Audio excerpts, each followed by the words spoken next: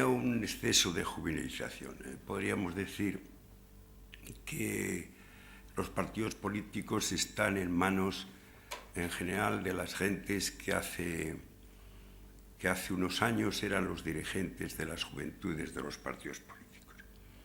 Algunos de ellos no han tenido ninguna experiencia, ni pública ni privada, eso de no tener más oficio que beneficio de la política, y eso se nota. Se nota y se echa en falta.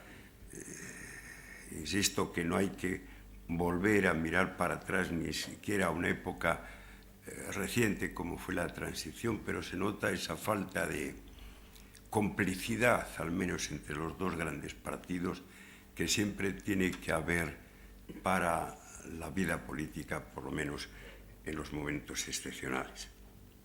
Por lo menos en la transición, en la política, estábamos los servidores públicos.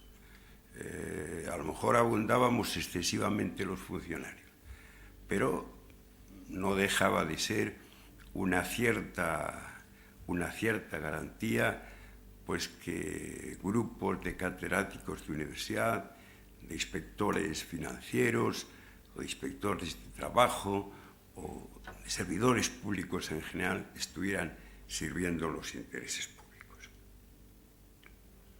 Por otro lado, siempre cuando hay una situación económica difícil, siempre se le pide, en definitiva, el milagro se espera del gobierno.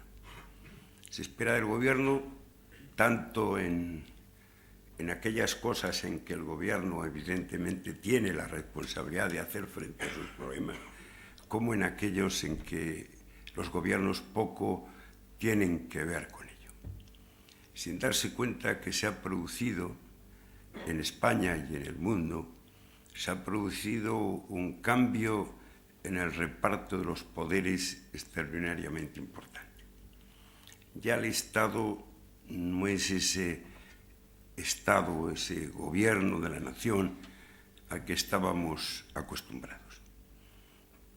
Por un lado, ha habido un cambio en el reparto territorial del poder público, que en España es perfectamente claro, para arriba y para abajo. La aparición de organismos internacionales, nuestra inclusión, por lo demás extraordinariamente positiva, en Europa, hace que ya muchas de las cosas que estaban en las manos de los gobiernos hoy estén en manos europeas. Pero es que en España, además, resulta que buena parte de los que eran los poderes políticos y administrativos de los gobiernos hoy están en manos de las comunidades autónomas.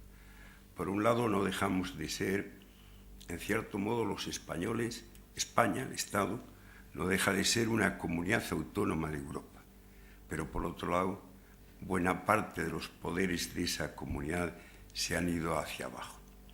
Los gobiernos, incluso los gobiernos del tiempo de la transición, pues, por ejemplo, pues podíamos disponer de instrumentos tan esenciales para resolver los problemas económicos como podrían ser los tipos de interés, el valor de la moneda o el arancel.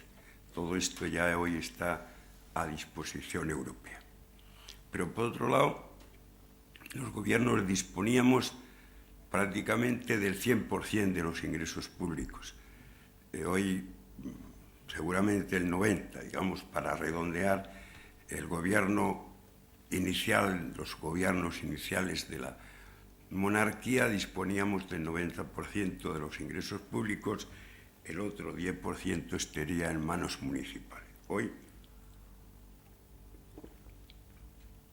el gobierno de la nación dispone del 20% de los ingresos públicos, números redondos, la seguridad social de un 30%, las comunidades autónomas de un 40% y las corporaciones locales de un 10%.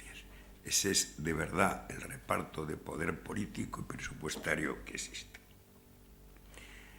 De otra parte, se ha producido también una especie de desprestigio de lo público. a lo cual no deja de haber contribuido un acontecimiento, por lo demás bienvenido, como ha sido la desaparición del socialismo real, del comunismo, a final de la década de los 80. El hecho de que aquel sistema político haya fracasado, y bien fracasado, hace también que con él haya fracasado pues todo lo que le acompañaba, los excesos de lo público. Es decir, de alguna manera, lo público desde entonces tiene un exceso de mala salud. Y hemos de reconocer, ya sé que aquí abundan en una asociación de directivos, fundamentalmente de empresas privadas, a lo mejor lo que voy a decir no suene especialmente bien, pero que se me entienda. Es decir, bien desapareció el comunismo, y sobre todo porque sometió al mundo a 3 engaños extraordinarios. Es decir, exportaba democracia, practicaba dictadura. Exportaba ecologismo, tenía Chernobyl. Exportaba pacifismo y tenía gastos militares y defensa más que en ningún otro sitio. Pero, sin embargo, aquella referencia hacia la igualdad, referencia desaforada, aquel constituirse en una especie de religión laica, pues era una referencia que tuvo también su parte de positivo. Caído el comunismo, caído, por supuesto, bien caído, insisto, no deja esa de referencia al desaparecer, de creerse también que todo se puede hacer sin Estado.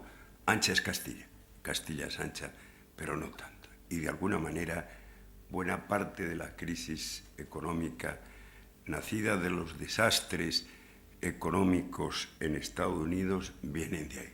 Al final, lo de siempre. ¿Hasta dónde Estado? ¿Desde dónde sociedad? ¿Hasta dónde regulación? ¿Desde dónde libertad económica? Entonces, todo eso, como digo, ha contribuido a que el poder de los Estados sea cada vez menor. La propia aparición, es lógico, en un mundo globalizado, de empresas multinacionales. Endesa en algún momento fue y lo sigue siendo, aunque menos, una empresa multinacional, no deja de ser también un ámbito de escape a las políticas de los gobiernos en algunos sectores estratégicos. En esta situación económica resulta que también el mundo económico tenía 2 actores, Estados Unidos y Canadá, y la Europa comunitaria. Nuestra América, la América hispana, centro, no existía, era comenzando por México el patio trasero de los americanos. África era y sigue siendo un desastre cada vez mayor. No quiero hacer una interpretación eléctrica de la vida y de la historia, pero recordar a Rufina y recordar a mis compañeros de Sevillana, de Endesa, que de vez en cuando estudiábamos pues el consumo eléctrico en el mundo, y la verdad es que las diferencias cada vez eran mayores en contra de África. Asia apenas existía. Hoy, los últimos datos de los intercambios comerciales de la Organización Mundial de Comercio es que en los últimos años, pues China, que a lo mejor en el año 2004 pues pudiera ser el 7º o el 8º país en exportaciones, es hoy el primero. Le ha ganado a Estados Unidos. En exportaciones de bienes y servicios, que podía ser el 16, pues hoy estará por el 5.